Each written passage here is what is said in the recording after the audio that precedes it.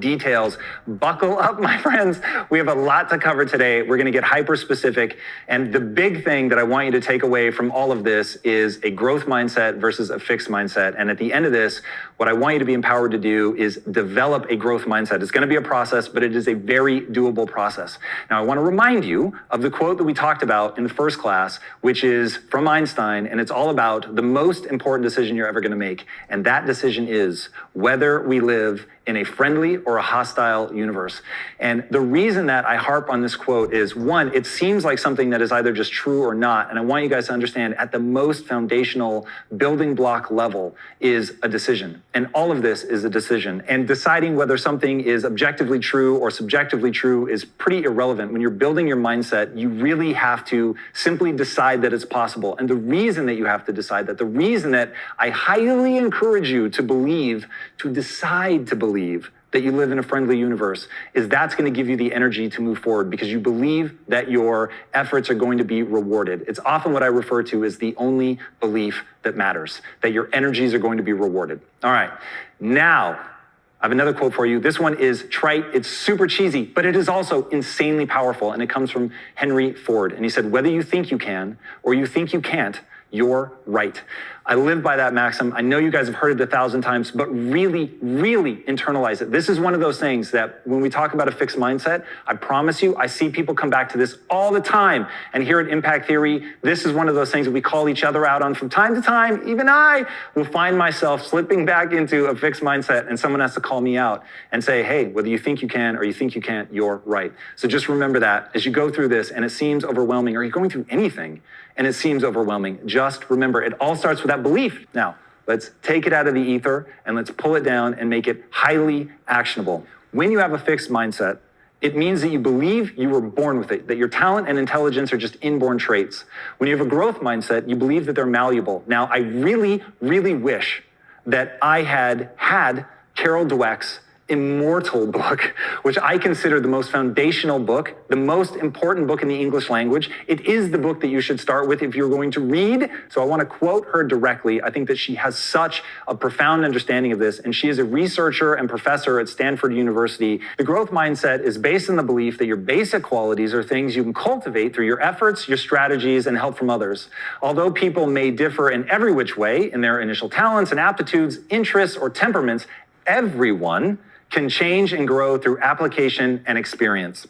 She goes on to say, in a fixed mindset, students believe their basic abilities, their intelligence, their talents are just fixed traits. They have a certain amount and that's that, and their goal becomes to look smart all the time and never look dumb.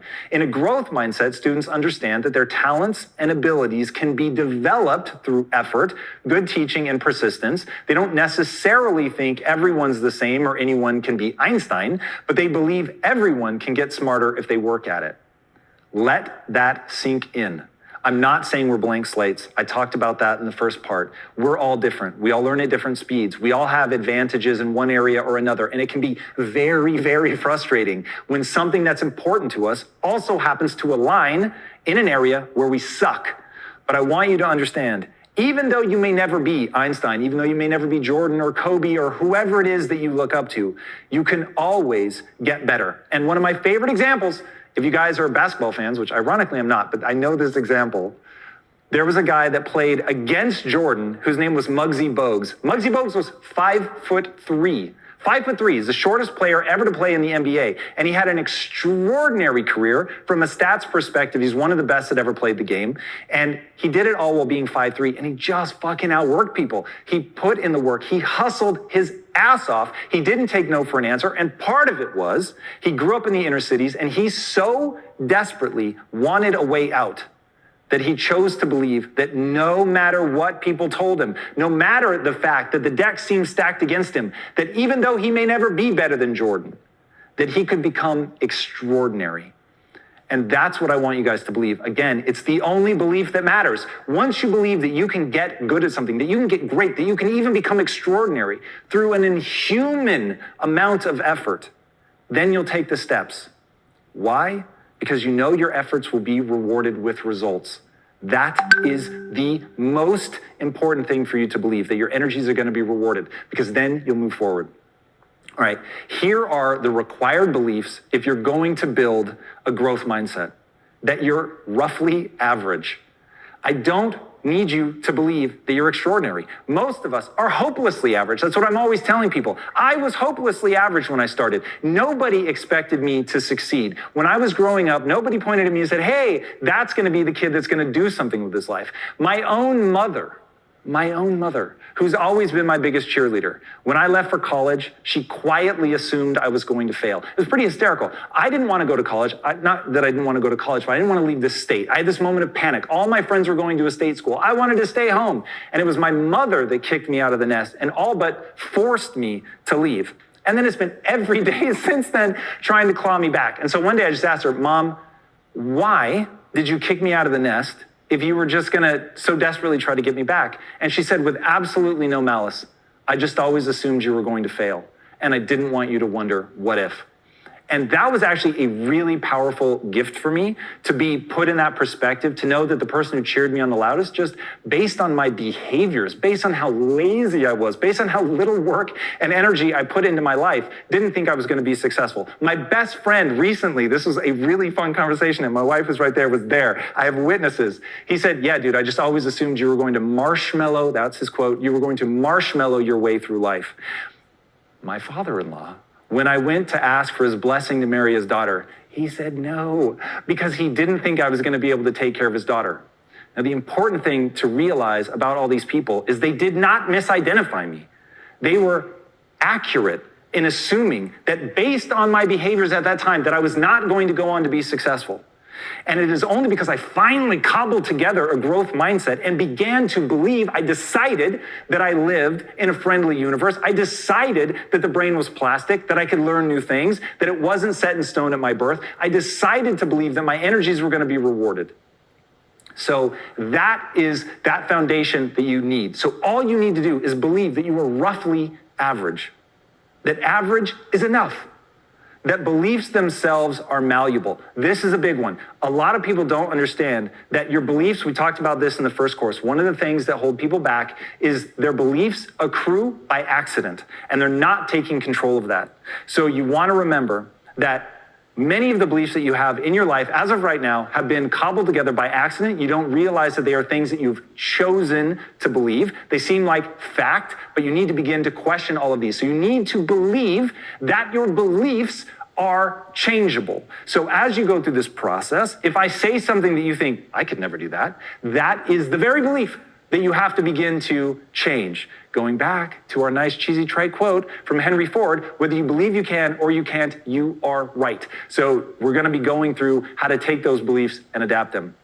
All right, your ability to grow and adapt, that's huge. You have to believe in that. We talked about that. It's the one belief that matters. The brain can change. That is another huge thing that is absolutely tied to you believing in yourself and your ability to get better. And for me, being able to imagine the process, and it's outside the scope of this class, but I highly encourage you guys to go research that and watch some of the videos as the way that neurons connect to each other and the way the connections are formed and learning happens. Being able to imagine it is very powerful. But for right now, you're going to choose to believe that the brain can change.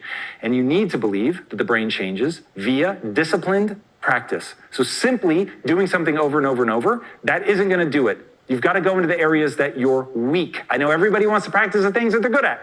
And so that becomes just blind repetition. That's not what we're talking about. Improvement happens via disciplined practice, breaking things down to their constituent parts, picking the things that you were bad at, practicing them in a disciplined fashion until you are better. That's the way that you're going to level up your game. And speaking of leveling up your game, action cures all. You are not going to get better by pontificating. You're not going to find out whether you love something enough to really go after it by thinking about it. You're going to answer these big questions in your life by taking action. And we're going to talk about a massive bias towards action a little bit later. The other thing you need to believe is there is always a solution. Once you get in that frame of reference that every problem you face can be solved if you are ingenious enough, if you ask enough people, if you read enough books. There is a solution. And if you go into it with that, you will be shocked how inventive you can get. And if you find that you struggle with that, at least believing there is a solution is going to lead you to seek out experts in the field to ask and answer those questions. That is so important. I can't tell you, that sits, if you were to peel open my chest, glowing inside of my soul, you would see that notion glowing inside of me, because I really believe there's always a solution. And when you approach things from that perspective, you just find things past the point where everybody else gave up. So that one's huge. All right, the word yet is real. Yet is real. What do I mean by that? You suck at this thing now. Fine. I'm willing to accept that. You're hopelessly average. It's absolutely okay. There's going to be a laundry list of shit that you love, that you want to be amazing at, that you're not good at yet. And once you put that word yet on the end, everything changes, because it reminds you, I have the chills, it reminds you there's always a solution. It reminds you that the brain is plastic, that you can get better at anything through disciplined practice. And so once you begin attaching that word yet, you're going to be shocked. You go from having this this gut reaction, this trigger of insecurities, all this landslide of shit that piles on top of your mind because you're feeling badly about yourself. You want to hide from the fact that you're not good at this thing that you value, or the people that you respect are far better than you at something that you really want to be the best at. But you can protect your self-esteem just by amending that phrase, I'm not good at this yet. And that will really open you up. And the last thing I want to talk about is the belief that human potential is nearly limitless. Now, I created a belief system. It's written down. You can get it for free. And it's the 25 beliefs that you need to really empower yourself. And the number one is human potential is nearly limitless. And the reason that you want to cultivate that belief all goes back to the only belief that matters, which is that your efforts are going to be rewarded. So it's worth putting in the time and the energy. And when you stop worrying about the upper limit, you stop worrying about whether you're going to be the next Jordan, you stop worrying about the laws of physics. It's hysterical. I used to say human potential is limitless, and people started wasting their time and mine by debating where that upper ceiling is. Sure, fine, there's an upper limit. I don't give a shit. The distance between where you are today and that upper limit is so fucking crazy far, you're just better acting as if there is no limit. So approach everything with the mindset that human potential is nearly limitless. All right, now it is time to get deep in the weeds. I want to give you guys the exact things that you're going to need to do to actually build a growth mindset. And I want you to know this is a process. It is not something that's going to happen overnight, but in putting the time and energy into this, you are literally going to be able to rewire your brain. And on the other side of this, have a different form to your brain, a different function, and be able to believe in yourself, be able to execute on your dreams, stay open to criticism, and develop. And it's all going to start with taking total ownership of your life. This is one area that I feel a lot of people fall down. And the reason is life is hard. It is so difficult to look at yourself and to say, my life is an exact reflection of my choices. I'm not a victim of circumstance. I'm not succumbing to luck or all the things that are happening around me. I am in control of my life. I have made decisions that have led me exactly here. Now, the reason that that is difficult is because life is so difficult, because we are all going to be victimized. It is very tempting to say that the bad things that have happened to me are something that are happening to me from the outside. But once we take total ownership, we realize one incredibly powerful thing. We can always make a different decision and get a different outcome. Once you understand that, then your mind goes immediately to that notion of there's always a solution. You're looking for the path forward. You're looking for the thing that you need to learn. You're looking for what you need to change. You're looking for the path that's different, that's going to take you away from where you are. And where you're holding on to the power, you're realizing you could make a different decision and get a different outcome. You stay in active mode. And like I said before, action cures everything. But when you feel that you're a victim from things oppressing you from the outside, then you stop. Then you stay still. Then you become stagnant. And all of the things that you want for your life never happen because you never put in the energy. So starting with total ownership, that's the absolutely critical thing. My favorite story to tell around this is, imagine this. My wife is British, true story. Now imagine that my wife is home in England with her mom. She's in the house that she grew up in. She's safe and sound. The doors are locked. The alarm is on. But then right then, a meteorite comes screaming through the atmosphere, smashes through the roof, and kills my wife. Whose fault is that? Now, if you don't know me and you're not trying to guess at what I think, your answer is probably going to be, it's nobody's fault, it's dumb luck, divine providence, just fate. Like, it didn't have to do with anybody's choices. But I will tell you right now, there's only one person to blame for that, and that is me. Now, why do I say that? One, just to remind myself that I could make different decisions that could have a different outcome, to remind myself that I'm still in a powerful position. I can change and adapt. But also because, and this is real, there is an organization right now that track what are called near-Earth objects. I know they exist, and they're looking for a way to knock a meteorite off course that is going to collide with Earth to make sure that we're always safe, whether it's lasers or planted nuclear explosion. Now, I know they exist, and I've never done anything to assist. I haven't sent them a dime of money. I've never sent them an email with encouraging ideas. I've never called them on the phone just to clap and encourage them. Nothing. Now, I think that's the right answer. I think that the likelihood of my wife being killed by a meteorite is so vanishingly slim that it doesn't make sense to put any time and energy into it. But I'm even on the board of the X Prize, and we had an opportunity to vote for a prize that would help deflect things like that from crashing into the Earth, and I voted against it. So, should my wife, God forbid, be killed by a meteorite, I would not waste time blaming other people. I would look solely at myself, not to beat myself up, not to be harsh on myself, only to remember one simple fact, that when you own your life, when you take responsibility for your decisions, you're always remembering, in making a different decision, you get a different outcome. And when you hit a roadblock, that is going to be so important to look at how you can improve, because you cannot control other people. You cannot control the world. So the one thing that you can control is you. And so if you give up power over the one thing that you actually can control, then you really are at the mercy of the world.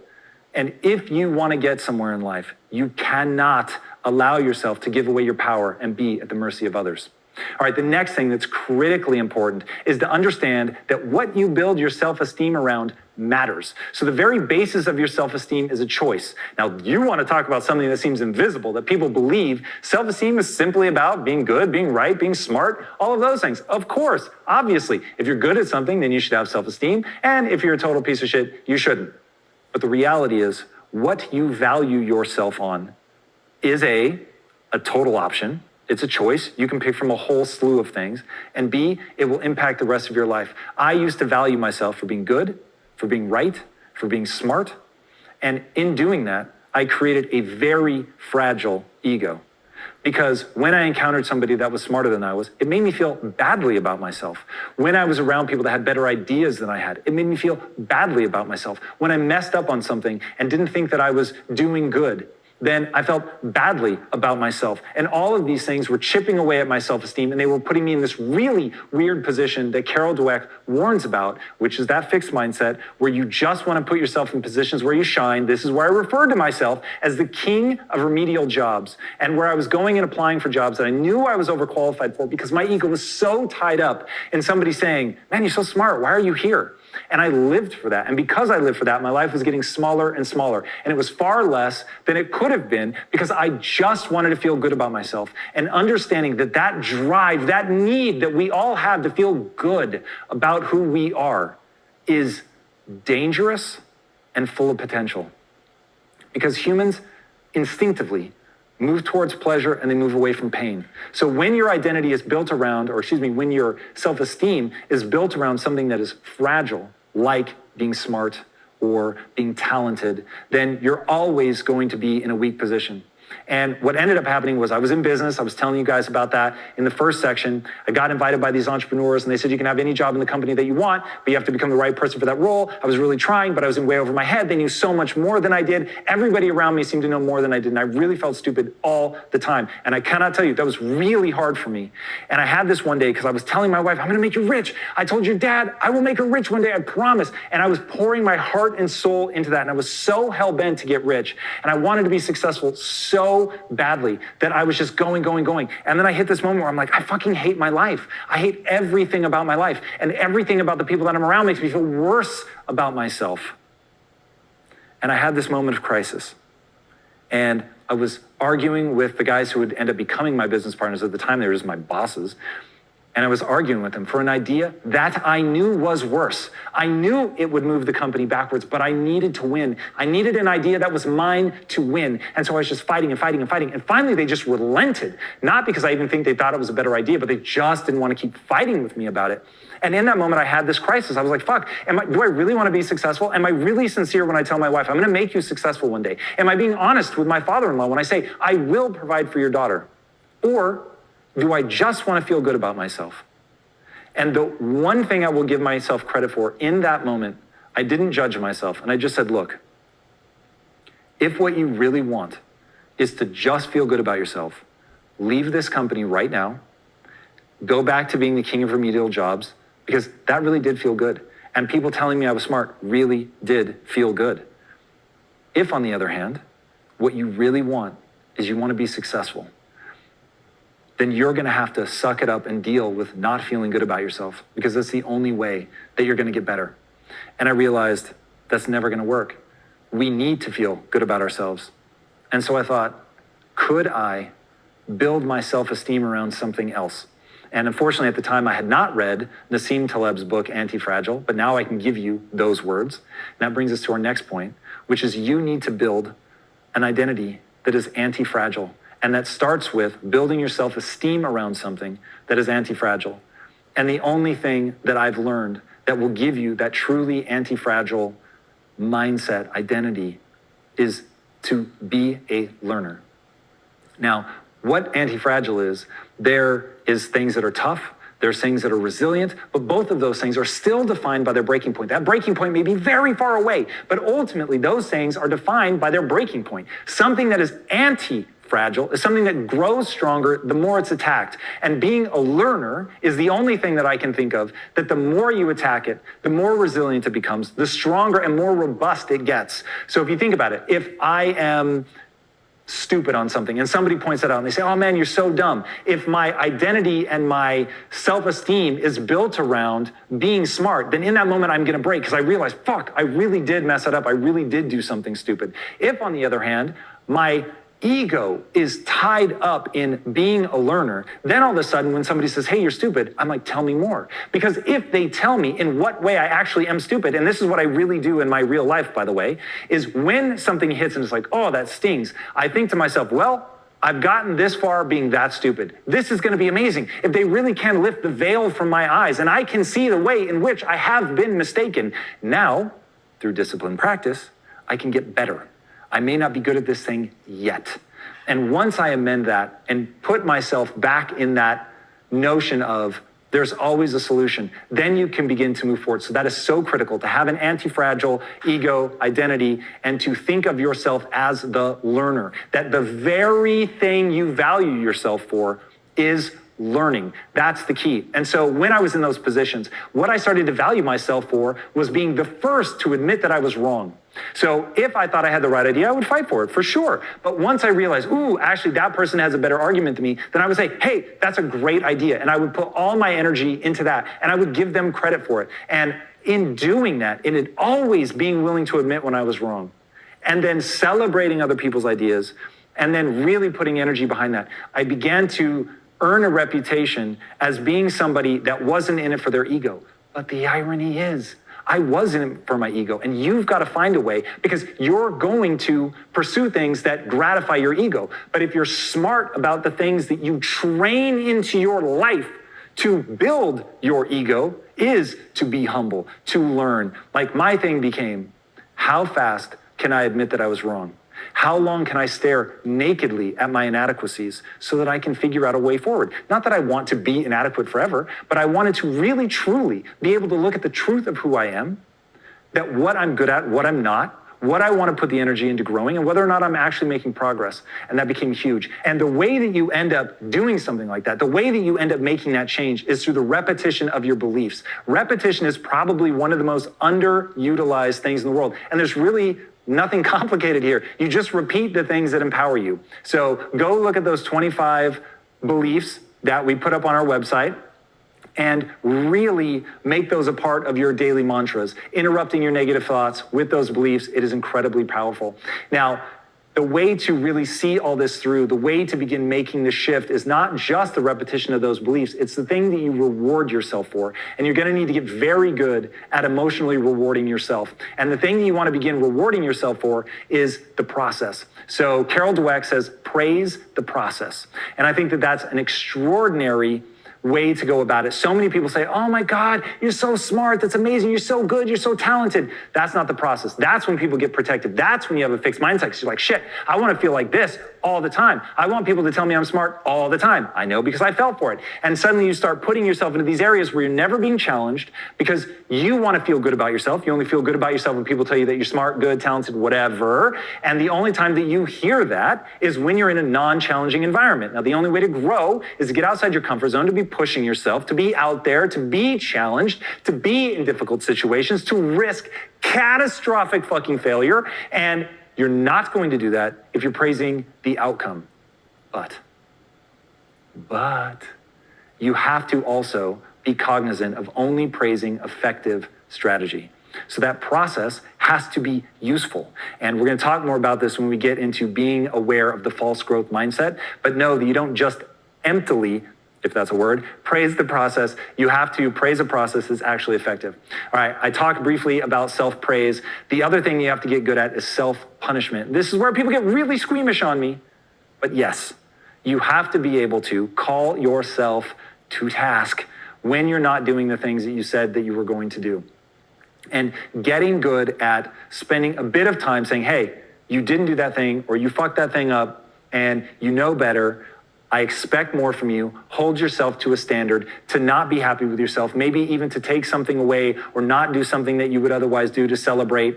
That becomes really, really important. Effective punishment, not destructive. This is where people get into real trouble. I'm not saying to beat yourself into oblivion. And if you already struggle with depression or low self-esteem, this is not the strategy for you. You need to go address that first. But if you really want to develop all of your potential, you're going to have to find a way to effectively self-punish.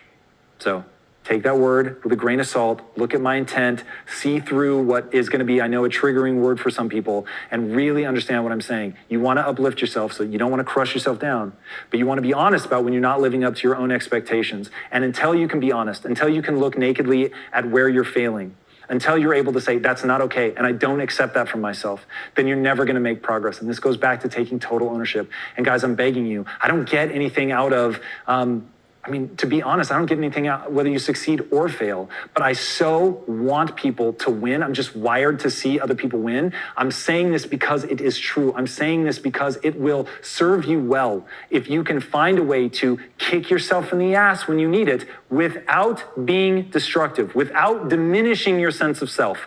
That's my big thing. Don't ever do anything that diminishes your sense of self. And that brings us to the 80-20 rule. 80% of the time, you want to be thinking about the beautiful things that you're trying to bring into the world, the things that you're passionate about, the things that you love, the people that you love, the small things in life that just make things worth living, and never more than 20% in a negative or a dark emotion. If you keep that balance, I think that you'll find that it's very easy to thrive, but so many people reverse it and they spend 80% of their time in negativity. They spend 80% of their time beating themselves up. That's self-defeating. It will never work, and it makes for a miserable life. So you're gonna have to put time and energy into uplifting yourself, into cheering yourself on, into reminding yourself that it's okay to be average, reminding yourself that it's okay for this to be hard, that this is a struggle. And the one thing I would say that you wanna remind yourself it's not okay to do, and that's to give up. You wanna keep making those demands of yourself, keep pushing yourself forward, but spend 80% of your time at least in positivity. All right, as they say, you are the average of the 5 people you spend the most time with.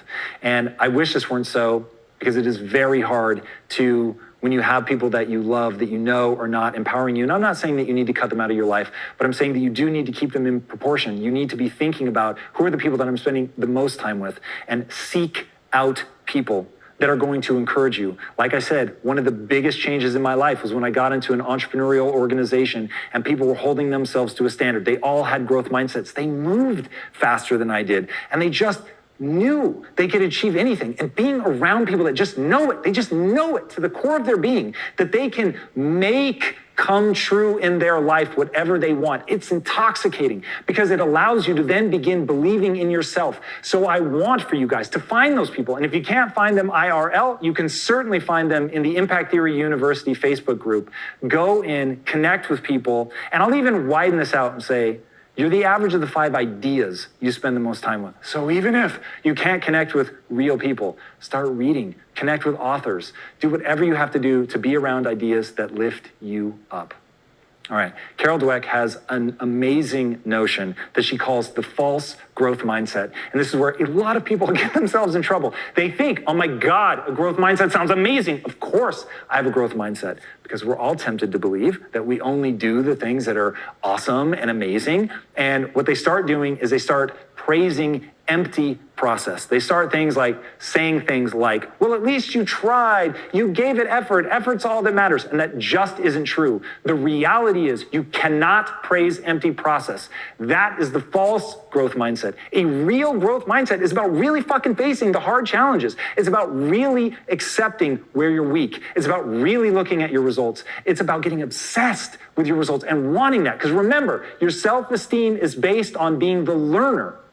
So it's okay if you're messing up. It's okay if you're not doing the right things. None of that matters.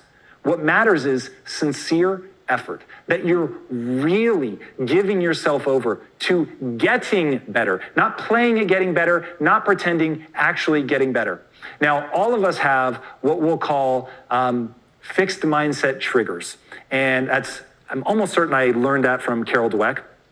And your mindset triggers are the things that slip you back into a fixed mindset. Like, I will give you mine. There are 2 things that I really wish I were good at, but I don't even pursue, because some part of me believes that it would take too much energy, that maybe those are the limits. It's drawing and singing. And I just realized that sort of floating around those 2 things, I get bizarrely negative. So this is something that you want to identify in your life, whether it's something about intelligence, or if somebody says something to you, like if they tease you and you shut down, and it puts you back in that fixed mindset. And when people give you a hard time about something, it makes you feel like, fuck it, like this isn't possible. I worked so hard and I can't get out of this. Whatever those things are for you, you want to identify those. It's pretty much anything that's going to trigger your insecurities, make you feel not smart enough. Those are things that you really, really need to watch out for. You can think of them as areas of poor belief. Figure what those are for you. Watch yourself when you slide into that so that you can get yourself out. The last thing that's a key part of all this is perseverance, which I'm sure a lot of you have heard called grit. And to develop grit is one of the most important things you could do in your life, because it is the thing that allows you to stick through things. Because having a growth mindset is just the foundation. It's just the thing that's going to allow you to grow and develop and get better. But if you don't actually have the fortitude to stick with it, you're never going to improve. And so you will suddenly find yourself making the decision by accident that life is working against you, because you're not sticking with it. You're not giving the process time to take hold. So if you want to stretch yourself, start doing hard things. I think that's an incredibly potent way to develop your grit. This could be a course unto itself, but I will just give you a couple quick things. Cold showers are awesome, and you can stretch the length that you can stay in it. Maybe in the beginning it's only 15 seconds, then maybe it's 30, then maybe it's 3 minutes, then maybe it's 10 minutes. Doing things like that, beginning to stretch your boundaries. Working out is another super powerful way to do something that's hard, to push yourself. And Angela Duckworth, who wrote the book Grit, gives an amazing definition of what grit is. She says it's passion and perseverance over time. Now, passion, we could really go down a rabbit hole with that one. That one's critically important, but I will just say this. Passion is made up of interest and mastery. And you put those 2 together and you do it over time, and you have grit. So go out, develop grit. All right, guys, as you're going through this, remember, you're not perfect. You're gonna get triggered into a fixed mindset from time to time. Things are going to seem impossibly overwhelming. You're going to feel like a victim and wanna blame other people, and you're gonna look outward. That's going to happen. And it's about being aware of it. It's about catching it. It's about using your beliefs to interrupt those patterns, using that repetition, coming back to those things. You can think of them as mantras, but reinforcing these empowering beliefs over and over and over. And if you do that on a long enough timeline, this is going to become second nature, and that's really your goal. But I just want to remind you, this is a process. So don't worry about, in the beginning, if you're stumbling a lot, if you're having to come back to your beliefs over and over and over, and it feels really hard, and it feels super manual, that's just part of the process. And remember, our favorite cheesy quote, whether you think you can or you think you can't, you're right. So I hope you guys will choose to believe that you can do anything you set your mind to. I hope you will choose to believe that your talent and intelligence are not fixed traits, that they are changeable, they're malleable. That is the very foundation of a growth mindset. And I hope that you choose to believe that your energies will be rewarded with increased skill, and that you remember that the word yet is magical. Tack it on to any statement of inadequacy. I'm not good at this yet. And you will find that it opens up a world for you because it encourages the effort, and action cures all. All right, guys, that's it for this section. Come back for section 3, and I will see you there. Until next time, my friends, be legendary. Take care.